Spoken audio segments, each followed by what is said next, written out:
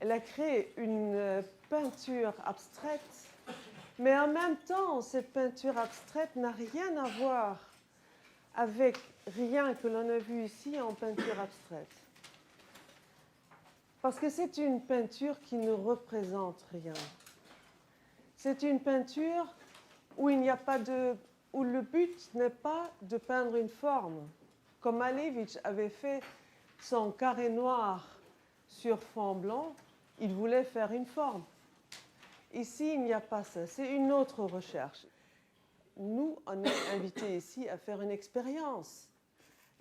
On n'est pas dans une peinture, on n'est pas confronté avec une peinture to look at, de regarder et de rester à l'extérieur et de regarder, mais on est confronté avec une peinture avec laquelle on partage l'espace et qui nous apprend quelque chose sur l'espace dans lequel on est. Ça veut dire qu'elle nous fait sentir ce qu'au fait est toujours là, la gravitation, qui est notre force vitale. Une autre peinture de Fabienne Verdier qui est tout simplement la ligne qui traverse l'espace de façon horizontale, mais cette horizontale n'a rien à voir avec les horizontales que l'on peut connaître dans l'histoire de l'art et qui indiquent normalement l'immobilité, la passivité, donc une espèce d'être qui est mort. Et ici, c'est vraiment une trace qui traverse l'espace entre deux pôles. Ça veut dire que c'est une indication, on pourrait presque dire, de l'énergie du temps et qui traverse l'espace entre deux pôles. Pour cette peinture-là, Fabienne Verdier se met au milieu et fait ce grand cercle autour d'elle avec toute la force de son corps. Vous voyez ici les traces des pieds de Fabienne Verdier. Ça veut dire elle-même, elle devient le cercle et elle devient l'instrument pour faire le cercle. Elle devient elle-même le centre. Et elle a peint la ligne qui traverse l'espace, donc la ligne qui reprend les impulses, presque là aussi, on peut parler d'une loi physique. C'était le prof de Einstein, Minkowski, qui avait établi l'idée qu'au fait, chaque impulse, chaque idée que l'on peut avoir, chaque rencontre entre deux personnes, chaque impulse que l'on fait, chaque action, crée un impulse qui va s'inscrire dans l'espace et qui donc va créer une ligne du monde, un world line. Fabienne Verdier, sans connaître, enfin évidemment elle connaît, mais sans faire référence vraiment à cette loi physique, a déjà peint cette ligne dans l'espace, cette trace dans l'espace, en pensant justement que c'est une ligne espace-temps, comme elle l'appelle. Et là encore, vous pouvez la voir dans son atelier, en train de moduler le matériau et en train de travailler avec ce pinceau dont elle a coupé la manche. Voilà, avec cela, j'aimerais inviter Fabienne à discuter avec nous. Peut-être on va quitter cette estrade et se mettre là. Ah, d'accord. Pardon, je vais me mettre là. Je peux se mettre là. Voilà. Mais je me souviens d'une situation qui m'a captivée. Et c'était quand tu m'as parlé de ce moment de couper la manche. Tu m'as dit que tu avais très peur. Oui, c'était la peur de... C'est un affront terrible par rapport à la tradition, bien évidemment. Et puis, la peur de me connecter tout à coup à l'espace total. Et donc, c'est en même temps une grande peur et en même temps une grande jubilation. Parce que ce qui se passait là à mes pieds était quelque chose de... Je sentais que c'était quelque chose de fondamental, une grande découverte qui m'a fascinée. Je trouve intéressant que tu dis de t'ouvrir à l'espace total. Tu ne dis pas qu'avec ce geste, je m'ouvrais à une peinture abstraite que je ne connaissais pas encore, parce qu'éventuellement, oui, tu pouvais dire que... En fait, on parle de peinture abstraite, mais il n'y a pas plus... Il me semble qu'il n'y a pas... Elle est effectivement abstraite, puisqu'elle n'existait pas, mais il n'y a pas plus concret au cœur de l'espace que cette peinture-là, puisque ce que m'ont enseigné les Chinois, et ce qui est remarquable, c'est cet unique trait de pinceau. C'est-à-dire, c'est comme une... Quand on est petit, on s'amuse avec les caplas, vous savez. Et avec un capla, un module, on peut construire d'infinies formes. Eh bien, cet unique trait, c'est comme comment dire, une matrice d'or qui m'a semblé fascinante parce que ça fait 30 ans que je travaille cette matrice et que j'ai décidé de baser toutes mes recherches là-dessus. Et je me suis rendu compte que bien des chercheurs, en bionique par exemple, se sont rendus compte que cette forme-là, qui a la forme d'un os presque, hein, c'est-à-dire que le début du coup de pinceau, il y a une espèce de boursouflure, puis ensuite il y a une énergie qui circule, et puis ça se finit par une autre boursouflure. Et ça, c'est une forme magique de la nature, qui est par exemple la poussée végétale d'une branche. Et cette matrice me permet, est totalement abstraite, et pendant des semaines, des mois, des années, le vieux maître qui m'avait enseigné ça, ne voulait pas m'apprendre d'autre chose que ce simple trait. Je devenais folle, parce qu'au bout d'un certain nombre d'années, à refaire le même trait, je dis, mais qu'est-ce qu'il y a dans ce trait?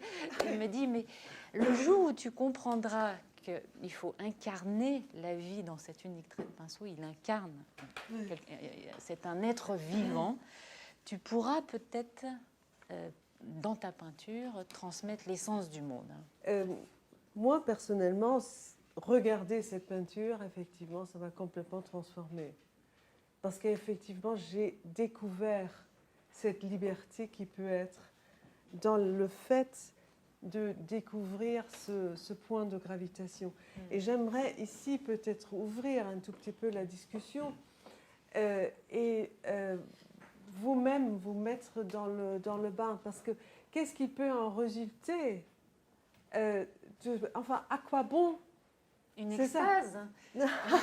Oui, mais plus, parce qu'il y a quand même, comme disait Brecht, une fois que l'on regarde une œuvre d'art, on veut savoir comment tu vas agir. Mais il faut arrêter de regarder l'œuvre d'art. Oui, comment tu vas agir après? C'est quand même ça qui compte. On se reconnecte à cette oui, mais dans la société, qu'est-ce que ça veut dire? Dans la société, qu'est-ce que ça veut dire? Mais on est forcément régénéré, on s'est reconnecté de liberté oui.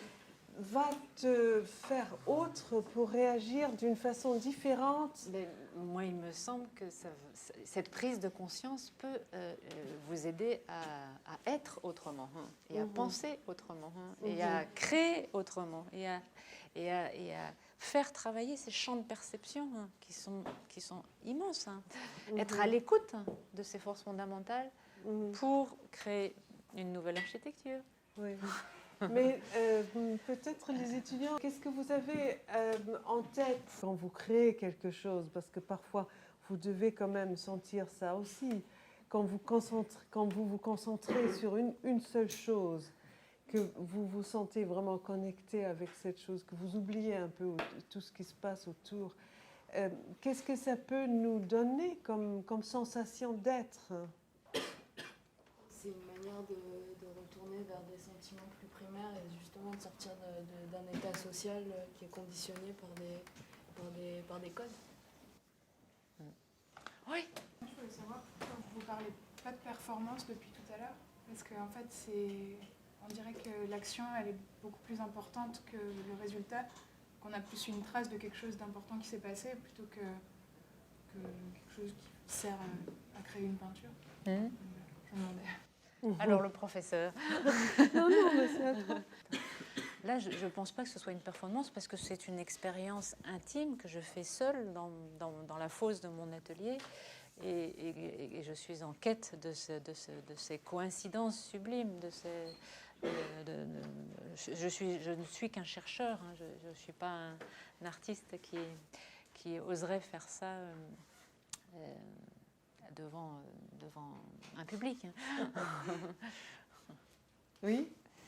J'aimerais savoir, est-ce que si par exemple, vous perdez souvent l'équilibre sous cette énorme voix, Oui. et que vous n'arrivez pas à maîtriser votre pinceau et que de par son propre pas tout seul, Oui. il dessine des lignes que vous en fassiez après un tableau. Alors malheureusement non, ce qui est étonnant, c'est que si je laisse le pinceau vivre sa vie, il redevient pendule. Bon, bon, bon. Donc c'est quand même moi qui, quelque part, lui insuffle une énergie, et c'est à ce moment-là que s'incarne quelque chose. Hein. Donc dans tout corps de matière, si on n'insuffle pas cette énergie, la matière ne peut pas prendre forme. Oui, c'est un vrai souffle. Ça veut dire Oui. que tu écoutes très fort de la musique, Oui. de préférence du Bach, non? Oui, ça dépend. Et tu chantes fort avec. Il y a Avant, quand même ta voix, il y a quand même ton souffle qui accompagne, non? ça, c'est une préparation, effectivement, parce que c'est une assesse très rigoureuse hein, de cette mise en condition de l'être avant ces grandes séances de peinture. Et effectivement, la musique m'aide à me connecter à cet élan vital qui circule en vous. Et le chant, donc je mets Bach, je mets Pergolèse, et j'essaye de trouver ma voix. Et tout à coup, cette voix, elle commence à surgir du corps, elle réunifie toute votre intériorité, elle se reconnecte à toutes ces énergies intérieures, c'est ce que les Chinois appellent le qigong, le souffle intérieur. Et quand tout à coup j'ai placé ma voix, je sais que je suis non seulement inspirée, transportée par la musique, donc prête à transmettre ce même élan à la matière. Et je pense que le peintre est très proche du musicien. Il transmet une résonance à l'espace. En tout ce que tu dis, moi je reprends toujours notre tu de l'atelier. Mais j'ose pas. Dans tout ce que tu dis, ce que je ressens quand même, c'est que cette prise de conscience de la gravitation et cette prise de conscience d'être dans l'espace, et que c'est de toi que cette prise de conscience dépend, de ton souffle, de ton être dans l'espace, il doit quand même y résulter, je reviens à cette fameuse liberté, en tant que position d'artiste, une extrême autonomie, non? Ah oui, oui, bien sûr. Mais bon, je ne pense pas à tout ça. Parce qu'au moment où je suis dans cet état-là, c'est un état, c'est pas un état normal. C'est un être dans le non-être. C'est-à-dire que c'est un paradoxe fou qui fait que dans ce moment-là, je suis plus que... C'est le soi qui parle et non pas le moi, Fabienne Verdier. Hein. Ah oui. Donc c'est très, très particulier. Donc c'est un renoncement à tout ce qui est l'identité reconnue par la société. C'est l'autre... c'est le soi qui agit. Ouais. Sinon, ça ne fonctionne pas. Est-ce qu'il y avait une question là? Non? Oui? Oui, je voulais savoir pourquoi vous utilisez le rouge et le noir comme couleur pour vos peintures. Oui. Est-ce que c'est un rapport par rapport justement, le noir, je crois, en Chine a une signification différente par rapport à nous en Europe? Oui, c'est vrai que pendant 10 ans en Chine, le vieux maître m'a imposé de travailler le noir et toute la gamme du noir, c'est-à-dire toute la gamme de la couleur, de l'expression de la lumière, entre l'avis donc de l'encre de Chine, donc avec très peu de noir de carbone, et toute la gamme de lumière jusqu'au noir, le plus noir du noir. Et il disait qu'il fallait que j'apprenne, mais ça c'est parce que c'était une forme de vision spirituelle du monde, d'aller vers une interprétation de l'essence des choses, et qu'il fallait que j'arrive à percevoir l'infinie richesse des lumières que je pouvais vivre au travers cette gamme. Et puis ensuite, quand j'ai quitté le maître, j'ai commencé à me réintéresser à la couleur parce que c'est notre culture, et au maître italien et au maître flamand et à tout ce que j'avais aimé profondément durant mes études en France. Et le rouge, c'est une autre couleur magique qui m'avait fascinée en Chine, c'est la couleur du cinabre. C'est une couleur qui a des pouvoirs extraordinaires sur notre appréhension du monde. Oui, c'est ça encore qui fait de la peinture abstraite, si on veut dire, toute la différence. Maintenant, je crois que vous avez vraiment saisi aussi cette différence parce que c'est des couleurs effectivement énergétiques et c'est aussi des couleurs tout simplement sculpturales. Ce sont des couleurs qui sont différentes des autres peintres et en même temps, tu as vraiment créé une identité qui va au-delà de tout ce que l'on peut imaginer en tant qu'appartenance, je crois. Au-delà de l'identité même. Oui. C'est Voilà. ça qui est amusant. Que pense votre ancien maître de votre travail? Il est mort. Mais je sais que malheureusement tous les il est vivant bien évidemment dans mon esprit parce qu'il m'a ouvert les portes de la perception, donc j'en suis éternellement reconnaissante. Mais il est mort il y a quelques années, donc j'ai pas pu lui raconter toutes ses dernières aventures en si grand format, mais il a vu quand même toute l'évolution.